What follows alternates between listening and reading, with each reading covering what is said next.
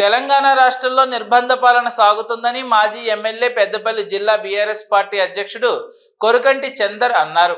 BRS party రాష్ట్ర working president KTR పిలుపు మేరకు గురుకుల బాటా కార్యక్రమంలో భాగంగా సోమవారం మాజీ ఎమ్మెల్యే గోదావరి గని మైనార్టీ హాస్టల్ పాఠశాలను సందర్శనకు వెళ్లారు.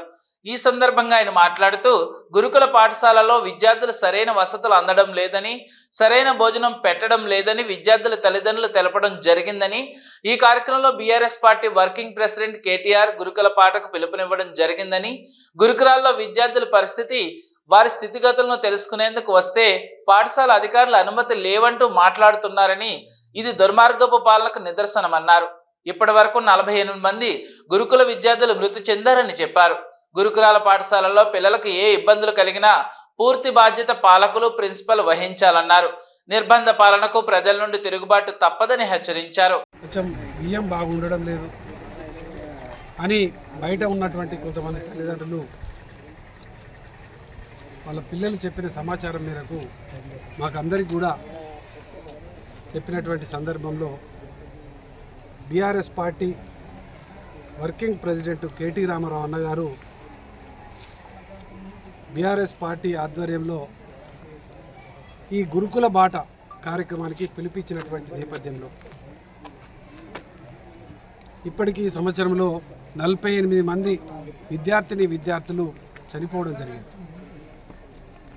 అనేక ఇబ్బందులు ఎదుర్కొంటున్నారు విద్యార్థులు.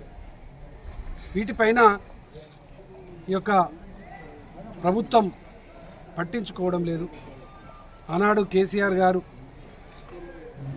గురుకుల పాఠశాలలు ఏర్పాటు చేసి పేద పిల్లలకు ఒక మంచి విద్యను అందించాలి అనే ఒక మంచి గొప్ప ఆలోచన కొద్దీ ఈ పారిశ్రామిక ప్రాంతంలోనే కాకుండా అన్ని నియోజకవర్గాలలో గురుకుల పాఠశాలను కూడా ఏర్పాటు చేసినటువంటి సందర్భంలో వారికున్నటువంటి పరిస్థితులను ప్రజల దృష్టికి, ప్రభుత్వం దృష్టికి తెచ్చేటువంటి విధంగా ఈ యొక్క గురుకుల బాట కార్యక్రమాన్ని పెట్టుకుంటే కనీసం ఈ గురుకుల బాటకు సంబంధించినటువంటి వెళ్ళినప్పుడు అక్కడ ఉన్నటువంటి స్థితిగతులను చెప్పాలనే ప్రిన్సిపాల్ అడిగితే కూడా గేటు మూసివేసుకొని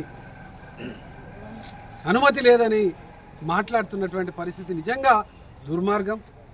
ఇంత నిర్బంధ పాలనతోని అసలు పిల్లలను ఏం చేస్తారు, అసలు ఆ పాఠశాలను కొనసాగిస్తారా లేదా?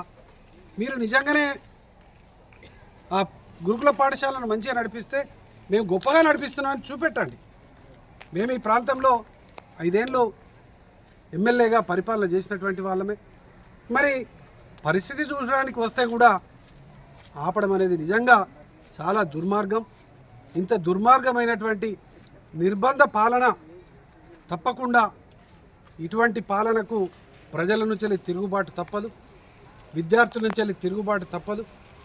వాళ్ళను జైళ్ళల్లో పెట్టి ఏదో మేము చెప్పిందే వినాలి, చేసిందే చూడాలి, పెట్టిందే తినాలనేటువంటి ఒక దుర్మార్గమైనటువంటి పరిపాలన తప్పకుండా ప్రజల నుంచి, ప్రజాక్షేత్రం నుంచి తిరుగుబాటు తప్పదు అని కూడా ఈ సందర్భంగా మేము ఈ ప్రభుత్వానికి, పాలకులకు హెచ్చరిక చేస్తూ ఈ కార్యక్రమంలో బీఆర్ఎస్ కార్పొరేటర్ కల్వచర్ల కృష్ణవేణి, నాయకులు అచ్చే వేణు, మారుతి, చుక్కా శ్రీనివాస్, సట్టు శ్రీనివాస్, బొడ్డు రవీందర్, జడ్సన్, ఇరుగురాల శ్రావణ్, కిరంజీ, రామరాజు, ఆవునూరు వెంకటేష్, చింటూ, శ్రీకాంత్ తదితరులు పాల్గొన్నారు.